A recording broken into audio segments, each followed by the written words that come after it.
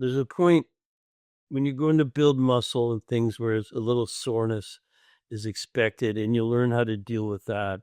But the way I navigate it, first of all, I run labs on everybody for everything. We just run labs. We love our labs, but we don't treat the paper. It's not about but it tells us how we should live so you can live yourself out of the problems you've lived yourself into. So that's what our labs we do. It's not like a doctor's office. Look, this is too low. You better take some and make it higher. Well, this is too high. We better give you something to reduce it. See, that's straight in the paper. So I was looking at what is the lifestyle change or recommendation to adjust that cortisol to DHA. We call it anabolic and catabolic, so that your body's not breaking down. So you navigate it. Pain's a good indicator, but lab results help. And you should see some, we call it maintenance of a good, healthy body. Welcome to Take Back My Brain with Laurie Hammer, where real healing starts in the brain. I'm Laurie, a functional nutritionist and mom who's walked the path from anxiety and burnout to clarity and calm. Each week, we're going to dive into brain-based tools like amino acid therapy, gut health, fasting, and faith to help you reclaim your energy, emotions, and sense of self.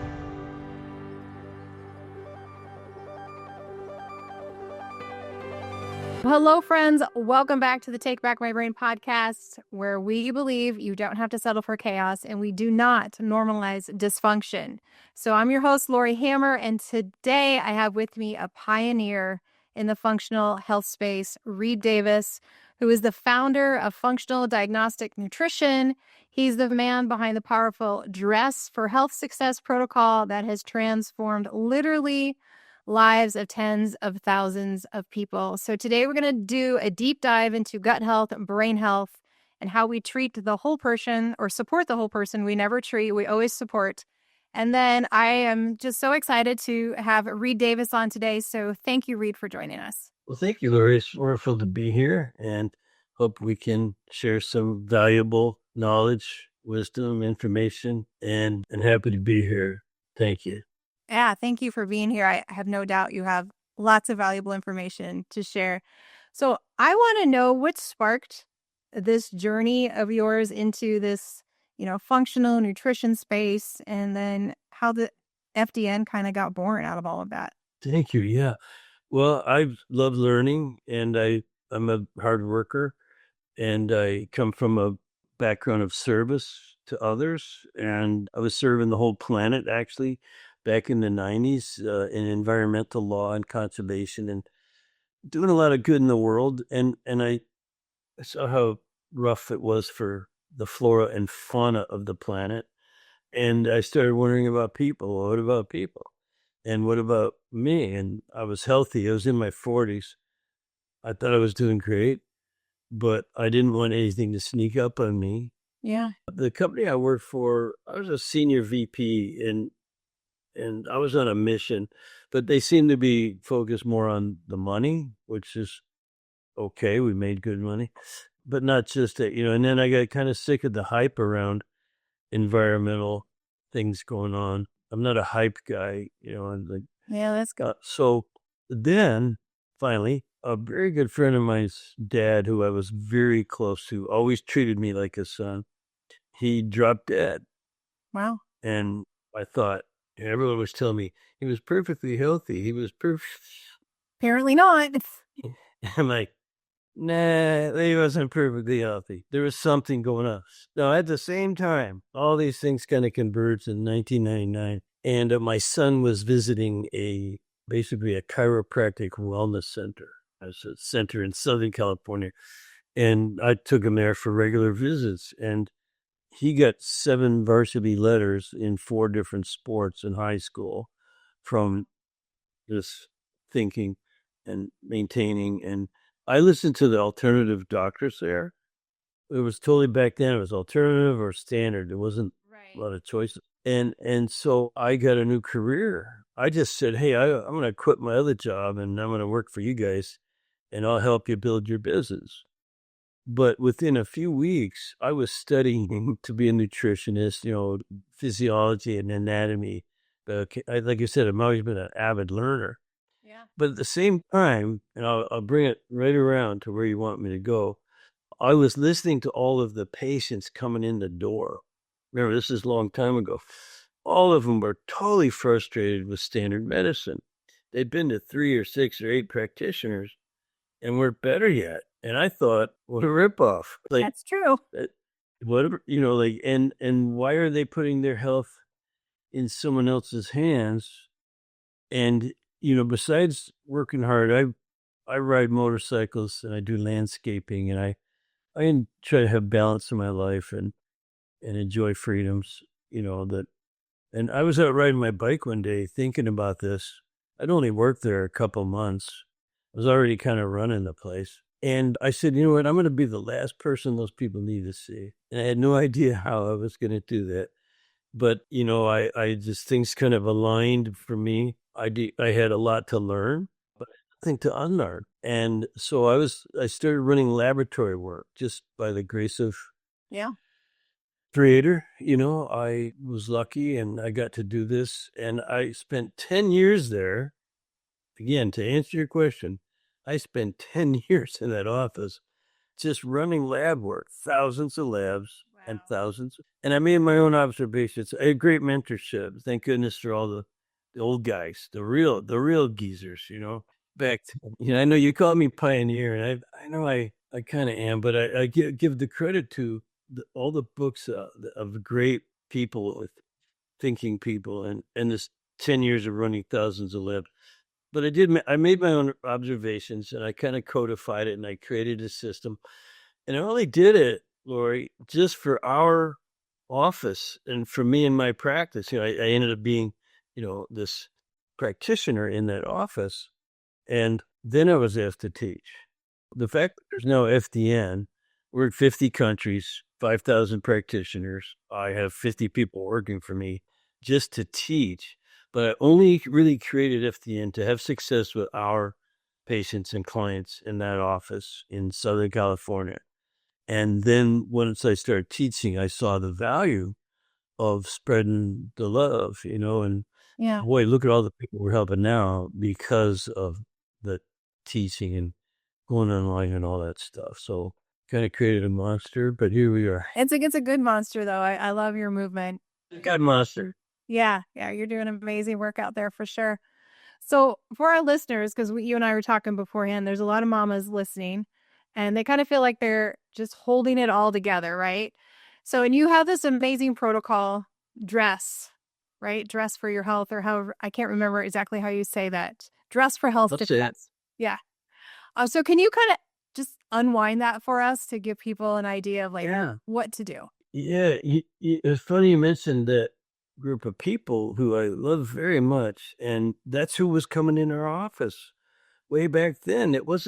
We weren't doing like personal injury and all that. We did some pain and neck and back stuff like most chiropractors, but we were a wellness center. So the women can't coming in, it was almost all women.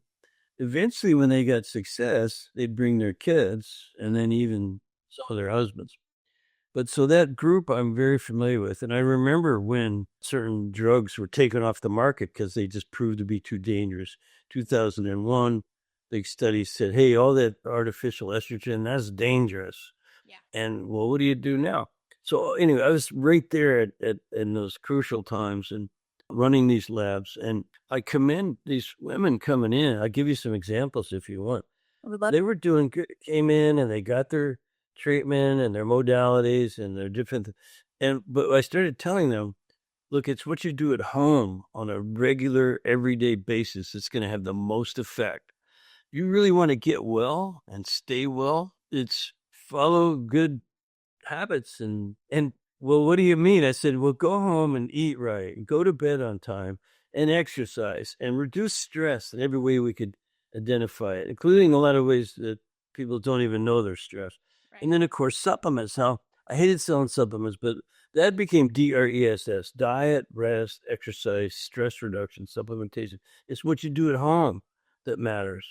Coming in the office is great, but you're spending all this money and you could be doing a lot of it yourself. So that empowerment we get back to what I said in the very first sentence almost. Why were these people who've been to 8 practitioners putting their health in someone else's hands? Right. No, you want to own that. But you need education, and that's what we have.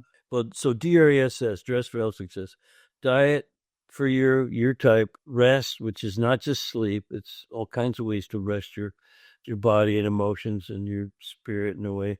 Exercise goes without saying. But I'm a 72 now, and I'm not doing what I did at 22 or 32 even. Right.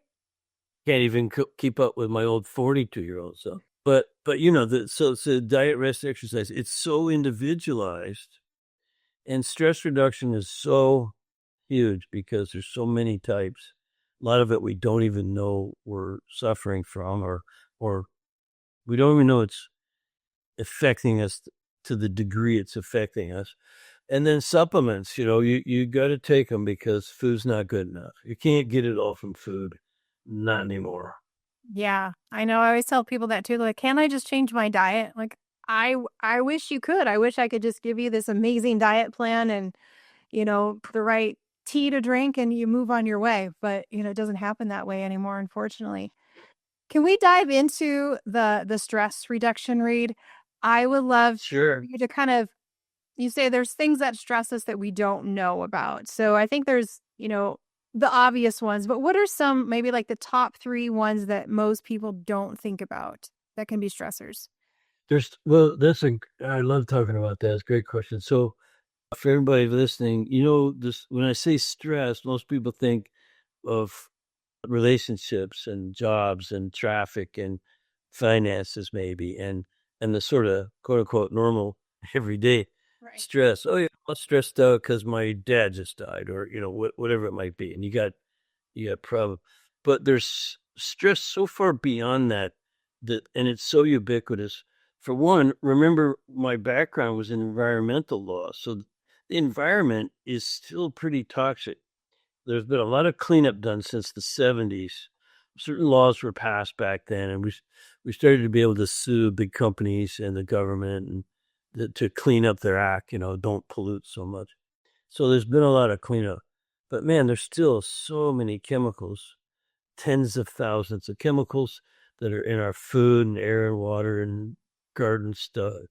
As I'm sitting here, I'm looking out at a lake with a lot of green stuff around it, and they're spraying and they're these birds, I'm surprised I'm not seeing dead birds from the the poisons and toxins that we are all getting in us too.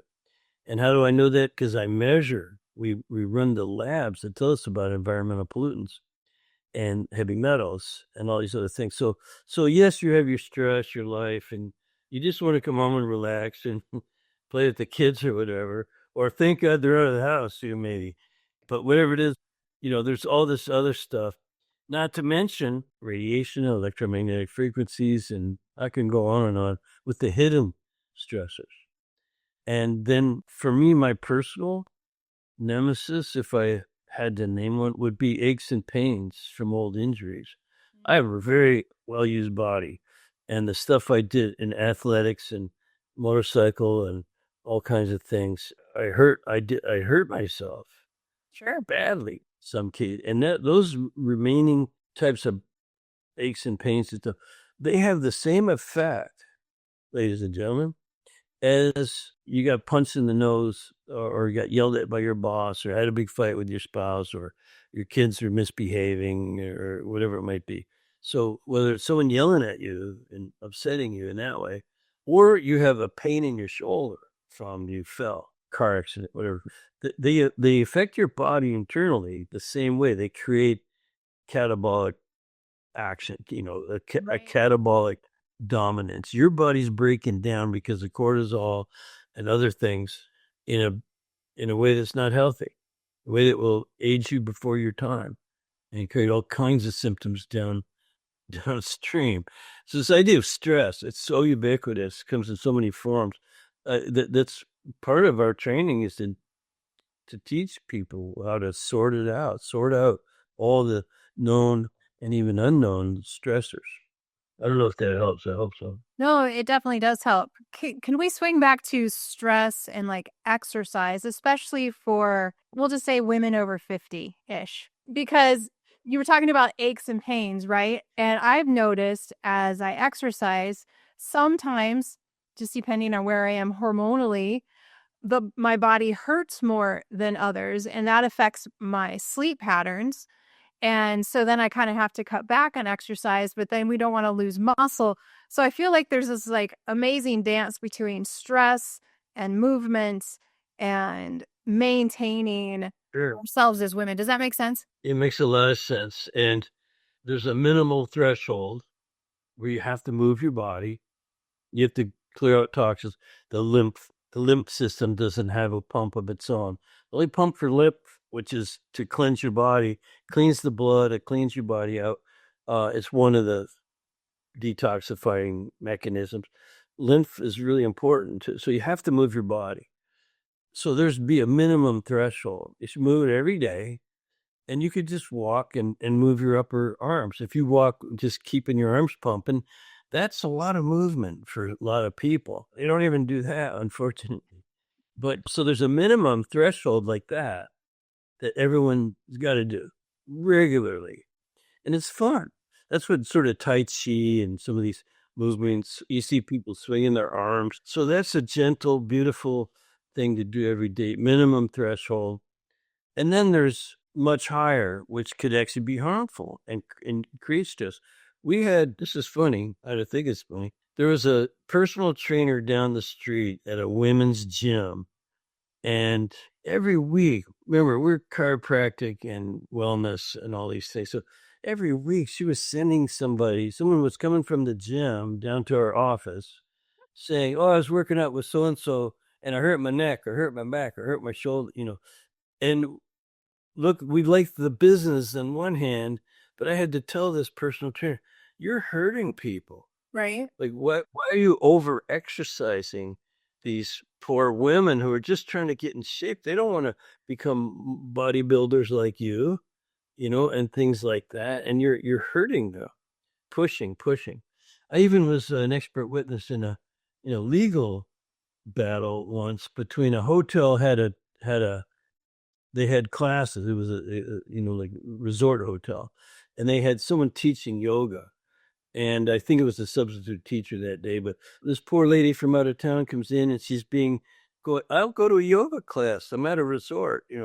And she ended up getting hurt because the instructor pushed her too hard. And so I was obviously on the hurt lady's side. And so there's somewhere between moving your body every day and those kind of activities where you're actually causing pain and stress and cortisol and adrenaline and all the imbalances that flow downstream from cortisol and DHA being out of whack. Your catabolic anabolic hormones are really critical to keep in balance. And if you're hurting, they're going to be out of balance. Yeah. So how do we navigate that? Like, do we just say, "Oh, I'm hurting," or is there like, how do you know what's just like, "Oh, my muscles are sore," and then how do we know when we're beyond that? Pain's a pretty good indicator. And so if you're hurting for certain, you may just need to rest it and review whatever got you there. Now, there's a point when you're going to build muscle and things where a little soreness is expected, and you'll learn how to deal with that. But the way I navigate it, first of all, I run labs on everybody for everything. We just run labs. We love our labs, but we don't treat the paper. It's not about but it tells us how we should live so you can live yourself out of the problems you've lived yourself into. So that's what our labs we do. It's not like a doctor's office. Look, this is too low. You better take some and make it higher. Or this is too high. We better give you something to reduce it. See, that's straight in the paper. So I was looking at what is the lifestyle change or recommendation to adjust that cortisol to DHA. We call it anabolic and catabolic, so that your body's not breaking down. So you navigate it. Pain's a good indicator, but lab results help. And you should see we call it maintenance of a good, healthy body. Again, at 72, I'm not going to try what I did at 32, some of that stuff. Look, I still wake surf and ski and ride bicycles, and I had to quit jujitsu and boxing because I just can't keep up, and but all the other stuff you can still do. So you navigate it through constant effort and sometimes good coaching. I train Right. coaches. So hiring professionals to guide you, not one like that, Mhm. Not, the not like silly the lady that got hurting people. not that one. Again, it was like she thought we should be buying her dinner because she sent all these people, and I kept saying, "No, don't. You're over exercising, and don't do that." Right, right. And if we're talking about that and pain and stress reduction, we've got to talk about rest because rest is so much more than sleep. So can you kind of go into what does it look like to have a lifestyle of movement, Sure. rest at the same time? Well, I saw a sign in a store the other day. It was like a novelty shop or something. It said something really funny about if you love me, you'll respect my nap time or something. That. So naps are part of it, where you might not be so physically tired as you are just mentally. Yeah. And people talk a lot about breathing techniques and things. Let's go back. Diet, rest, exercise, stress reduction, supplementation. If you're eating right, you should have lots of good energy to get you through to the next meal. If you're eating breakfast, you should be able to get all the way to lunchtime, or your next meal without getting fatigued and have lots of energy to do it. So you want to assess energy and make sure you're eating right and you're not getting tired because of eating poorly. You Right. can really be undernourished. Your blood sugar can go up and down. Lots of things to take to consideration. But if you start with a good night's sleep, and I'm actually okay on slightly less than what you hear. If I get 6 hours and 4 of it was really deep sleep, once you understand sleep, there's REM sleep, rapid eye movement, and there's like 3 levels of non-REM sleep where you go so deep that your body is just totally focused on healing and detoxification, and even mentally you're just clarifying all kinds of mental things. That's where that expression sleep on it, you'll feel better in the morning. It's very true. Very true. And so you get that. From there you can start to learn when you're emotionally taxed, you have to take a break and take a deep breath. And there's lots of techniques like that. I'm not going into a lot of detail, but it's more than just sleep for sure, as you said. Resting your emotions. I think being spiritually rejuvenated, personally, I'm a believer. I try to find a space where I'm not feeling I'm responsible, but at the same time, I realize that you could say, it's not my will. I didn't choose to be here in this situation exactly the way it is, but that's the way it is, and trust that everything's going to be okay. I have very, very deep foundation of trust that I'm exactly where I'm supposed to be in the universe, and so is everyone else. Even if it really sucks for them, it's a hard thing to swallow. Yeah. But I've seen it, and I've seen people overcome the most difficult challenges through that kind of rest, sort of like, don't take it all on yourself. You have to learn to trust and use prayer and meditation and things like that. Yeah, a lot of surrender for sure. Let's kind of talk about the gut and the brain connection because Yeah. I'm all about the brain. So let's chat. How does that connect to each other in your world? How do you teach the gut and brain connection? You know, the way I teach it is that still stress is still highly involved, which most people think of mental, emotional stress and all stress, things like that. Well, when you're out of balance like that, it actually affects hormones, which affects the immune system. So from stress, what I call the root of all evil, and it's a scientific fact. 50% of all disease is chronic stress related. 80% of all doctor's visits are stress related. Right. And so what's that all about? Well, you're this imbalance when your body's breaking down from whatever. Remember, stress is big now. It's not just how you lost some money or something. It's huge. You get catabolic. Your body starts breaking down more than it's building up, and the immune system, other than your sex hormones, they'll go. you start feeling all those symptoms of everything from premenstrual syndrome to early menopause to infertility to there's just so much related to this catabolic anabolic body breaking down from stress, sex hormones. The next domino to fall is the immune system, which is mostly in your gut. So you'll lose the ability to maintain homeostasis or balance between the good and bad flora. And so now you get an abundance of this so-called bad flora. People ask me, well, why do you have any bad flora? But that's the way it is. And it's important to have some to keep your immune system hovering, looking for the really bad stuff. So when you get, we call it dysbiotic, you've heard this. People take probiotics because they're dysbiotic. They have an imbalance between good and bad flora. And so it just gets worse from there if you don't deal with it, if you don't have a good solution. Number one, reduce the stress, get your hormones back in balance, get the immune system back up to a high standard of good flora versus bad flora. Because if you don't, and you're dysbiotic like that, well, now you lose the ability to recognize worse things, like we'll call them germs, but they're bacteria and funguses and viruses and parasites and lots of nasty things, not to mention all the chemical overload coming down the pipes. So when you get this dysbiosis in the gut and don't repair, restore, rebuild, and regenerate this area, it just gets worse. And you'll end up with what we call hyperpermeability, which is where now you've got this milieu of unwanted bionts, living organisms, and they're penetrating. And your body has a way of dealing with that up to a point. And so when you get things, they call it leaky gut, they're going through the lining of the gut. And along with that, you have all the other toxins. And we're studying now how we're learning new ways to measure lipopolysaccharides. The bad toxins from bad bacteria are really wreaking havoc and causing even more dysfunction. So now from there you go to, well, now your liver, which is trying to handle all this load through the hepatic portal system, and all this stuff from the gut has to go through the liver, which hopefully will protect you, but it just can't anymore. You get toxic, congested liver, and now what? It just goes on. Now you got the humoral immune system kicking in, autoimmune, every kind of thing.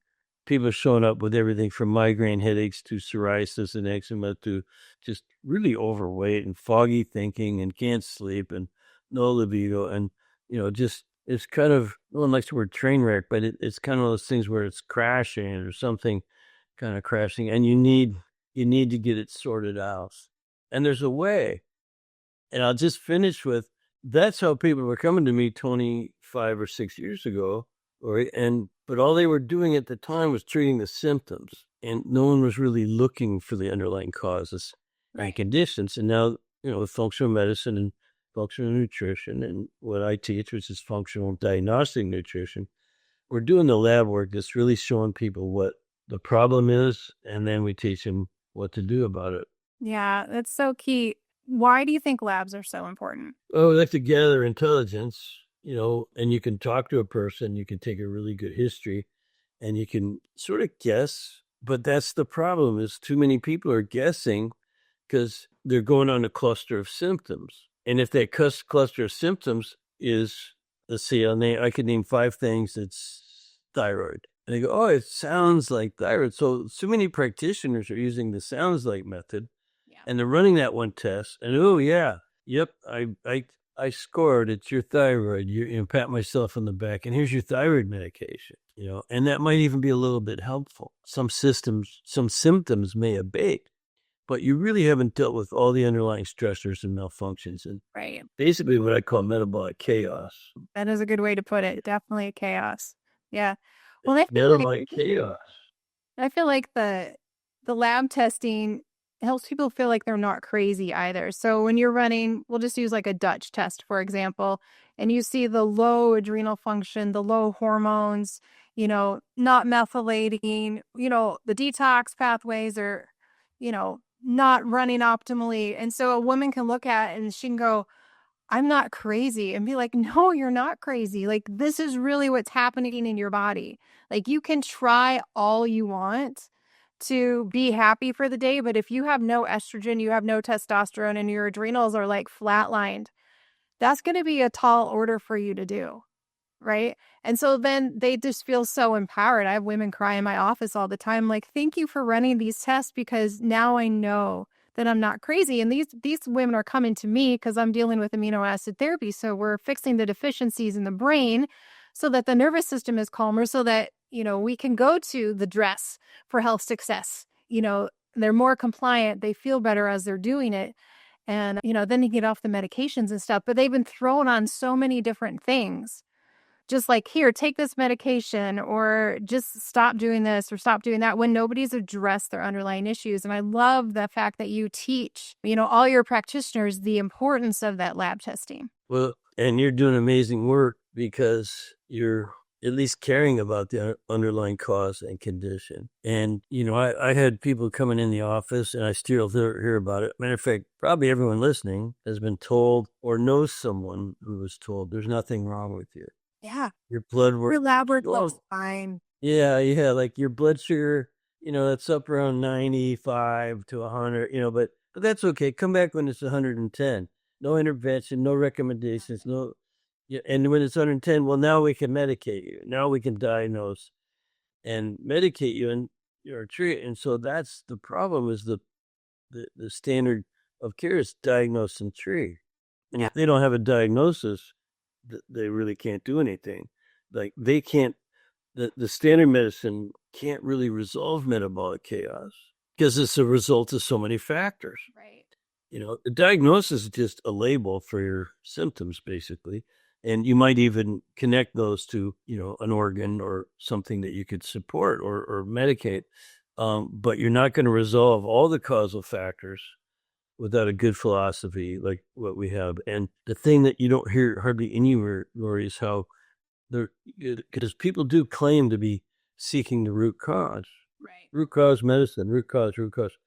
Well, what I found out after 10 years and thousands of labs, that there's no one root cause. There's always multiple causal factors. Yeah.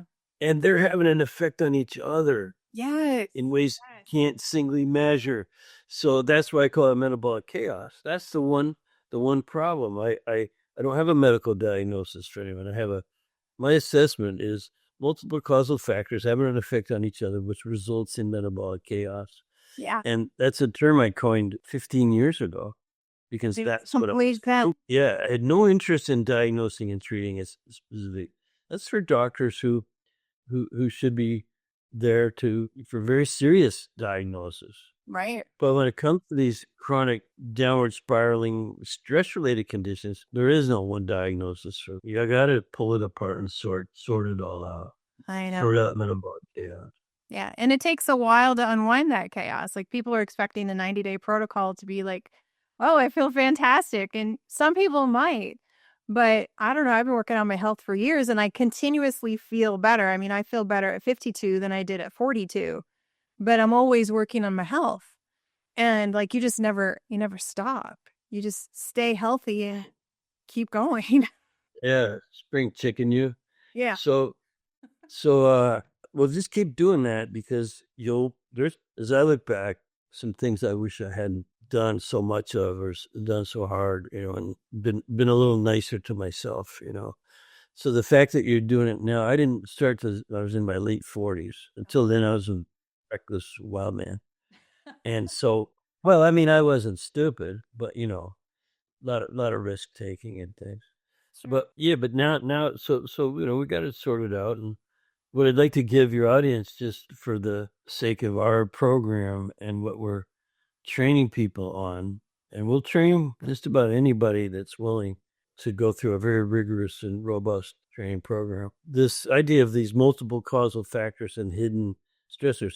Hidden is actually the acronym I use, HIDDEN. So that's hormones, immune system, digestion, detoxification, energy production, and nervous system.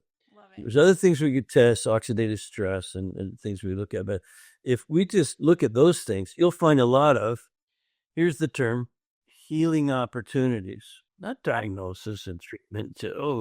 This is high, give them some of this, and this is low, give them some of that. No, it's look at all those causal factors, healing opportunities, how they're affecting each other. And then, and when you have that data, you're so empowered. Like you said, people thank you for running your labs. Because now they understand what's wrong. And now they're willing to do, well, how do I fix it? How do I fix it? Well, there's no magic pill for most of it. It's D.R.E.S.S in some form. And I know you do therapy that's like amino acid therapy, which is really, that's part of that supplementation, which could be very helpful. But you want to be doing the right diet and rest and exercise, reducing stress any way you could identify it, things like food sensitivities, parasites, bacteria, and fungal overgrowth and stuff. And there's other things. And then the supplements can really kick butt, like that you really get the benefit if you're also behaving yourself. You can't do like a friend of mine. I knew he was pre-diabetic, going on diabetic, and we coached football together at his house. I looked in his fridge, and he's got this big key lime pie in there. Bro, what you doing this big key lime pie in your fridge? He says, oh, I can't help myself. I'll just take some extra metformin. I said, no, that's not how it works, man. You gotta behave yourself, unfortunately. So that's why there's accountability in coaching and trying to help people get over the addictions and things that they have. Yeah, because you can't supplement away a bad diet. I mean, it just doesn't. It's not possible. So, I mean, people would like it, you to, but you can't. It's kind of like people who are, gluten sensitive or have celiac disease. They're like, well, if I just take those gluten enzymes, I can totally still eat gluten. No, you can't. Yeah. It doesn't work that way. Gluten is. Yeah, it doesn't work that way. One last question for you. So what excites you right now most in the world about functional healing, functional nutrition? What do you see that's evolving in the next couple of years? I think the idea of getting the authorities and powers to have our backs instead of stabbing us in the backs and things like that. I'm not political, but I'm kind of alluding to that. There's got to be movements towards natural healing and these things that catches on. People need to vote with their pocketbook, with their wallet, so and demand that, like my wife and I only go to organic stores. We only go to restaurants that are seed oil free, and I use a little app on my phone called Seed Oil Scout.